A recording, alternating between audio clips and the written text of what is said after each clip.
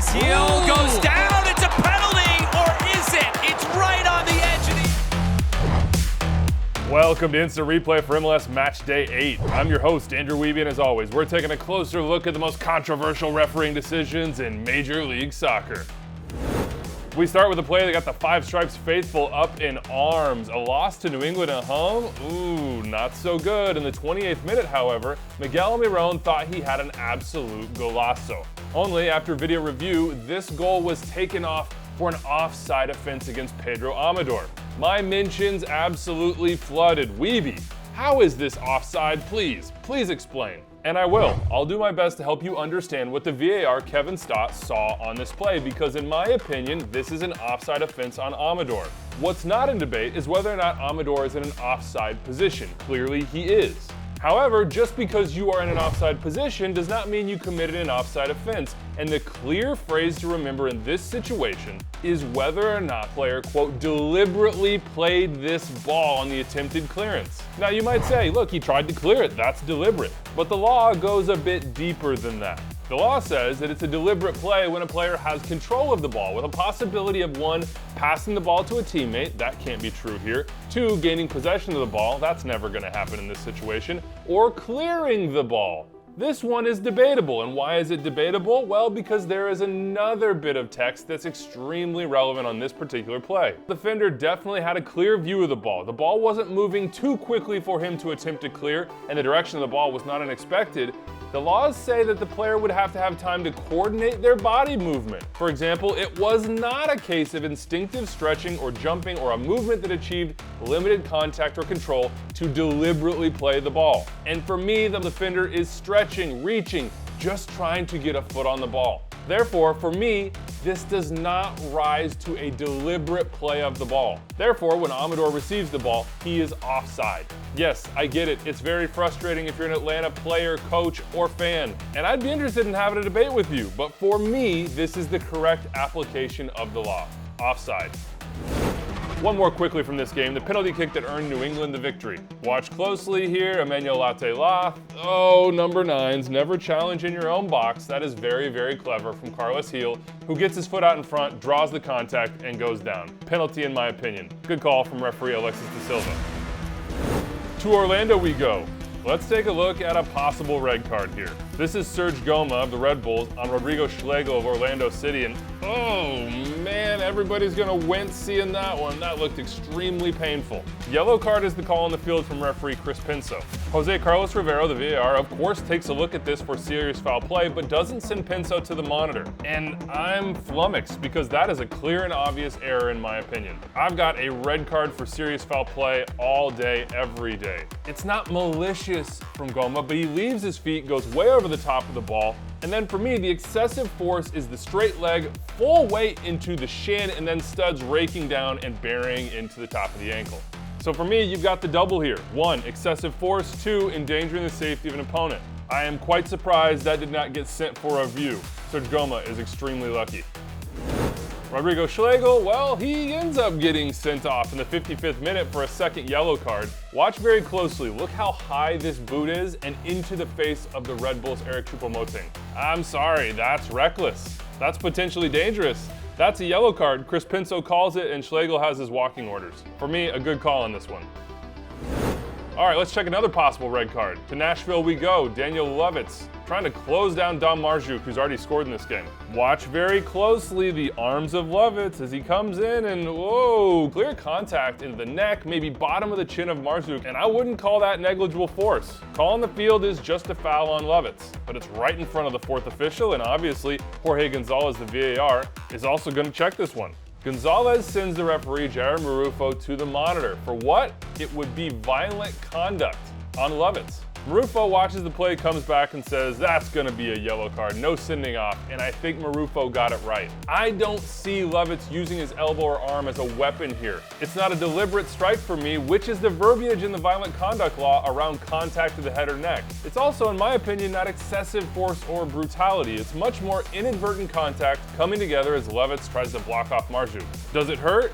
Yes, for sure. And if you watch the sped up version of this play, you might start to see a red card for violent conduct, which is why I always want to focus on live speed. So in the end, for all those reasons, I support Marufo's decision of a yellow card. And God bless Daniel Levitz for the entertaining simulation impression. But come on, Daniel, you got him right in the chops.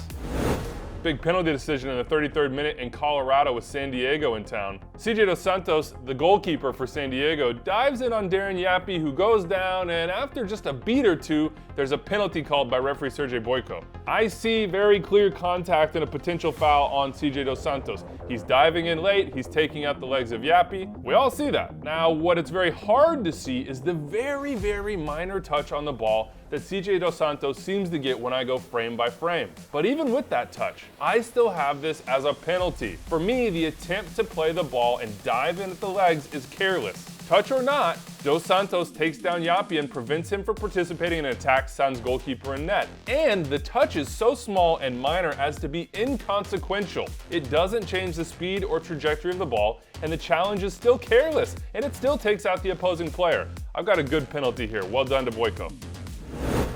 There's a little bit more gray area, however, on this penalty decision. Galaxy Houston, 16th minute. Joseph Paintsil in behind, as he's wont to do, and Joseph Paintsil going down under pressure from Eric Sviatchenko, the Dynamo defender. The call on the field from Joe Dickerson, the referee, is no penalty. And as you watch this, I definitely agree with our analyst on MLS Season Pass, Devin Kerr, that I can see a foul being called on this one because of the grab on the shoulder and the little pullback from Sviatchenko. Oh, and by the way, the Dynamo defender keeps a pretty long hold here too. But then I'm asking myself, is the amount of contact here enough to really take Paintsil down? Paintsil's holding on to some shorts too. Maybe this is just some normal pushing and pulling in the box. In the end, I fall on, this is the discretion of the referee. Because I don't think the contact would normally bring Paintsil down, I have no issue with Dickerson playing on, and I have no issue with no review from Daniel Radford. I don't think it's clear and obvious.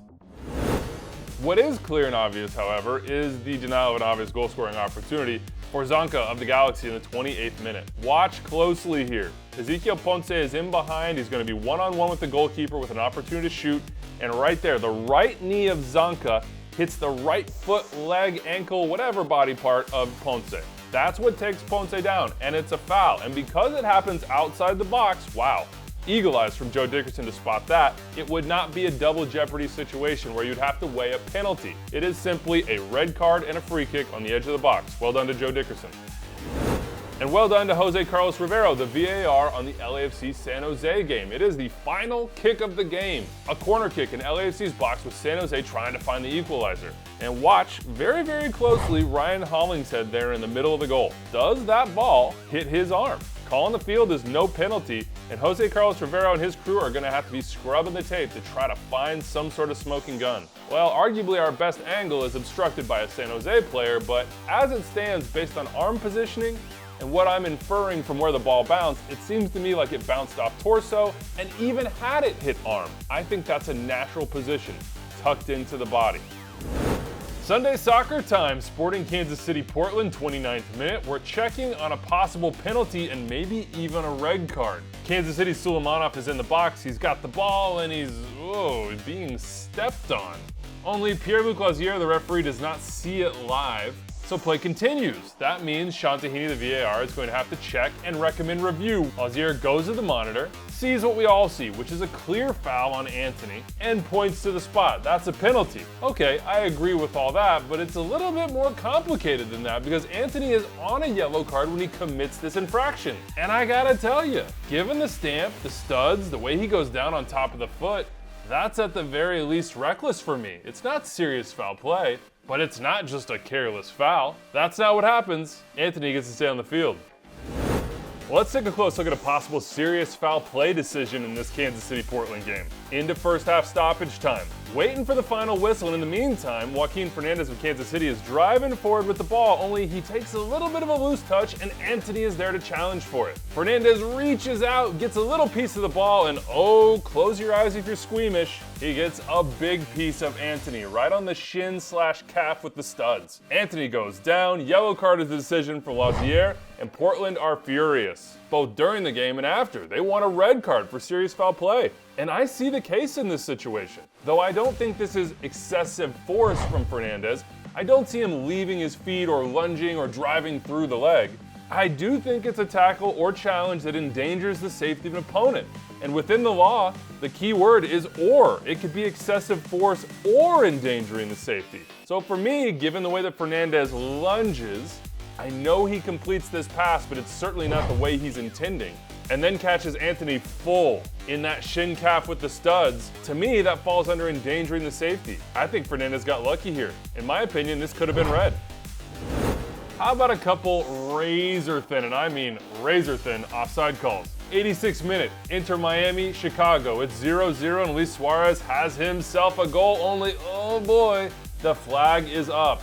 The first time I watched this replay, I thought, Suárez is very clearly offside. But the more I watched it, the more I thought, maybe, but probably only by a couple inches offside. The issue is, I'm just guessing based on the angle of this shot. That's what it is, a guess. It is so close, in my opinion, that I would like to see the flag stay down on this one. But when it does go up and the goal is taken off, I don't see any way for VAR Edwin Jurasevich to get involved and say that there's a clear and obvious error to overturn. Tough one for Miami, but in the end, I do think it was probably, maybe, perhaps, a couple inches offside. How about that St. Louis-Columbus game? Klaus thought he had his second goal in the 68th minute. Looking at this one, if you drew the line, I'm guessing again, that he'd be maybe an inch or two onside? But yeah, I'm guessing. Again, the angle makes this too difficult to be 100% or even really 90% sure. Again, I think I would prefer flag staying down in this situation, but it's a very difficult call for an AR given it's the feet you're measuring on and not the torso. Just like that Miami call, whatever the call on the field is gonna stand because VAR Dalen Radford does not have clear and obvious evidence to recommend a review. All right, that's it for match day 8. Remember, if you see something, say something. My DMs are open and you can get at me on the social media platform of your choice. As always, please, please, please include a minute. It helps us so much. Big thanks to my editor, Aldo Medina, and my producer, Rich Hernandez. I'm Andrew Wiebe. We'll see you next time.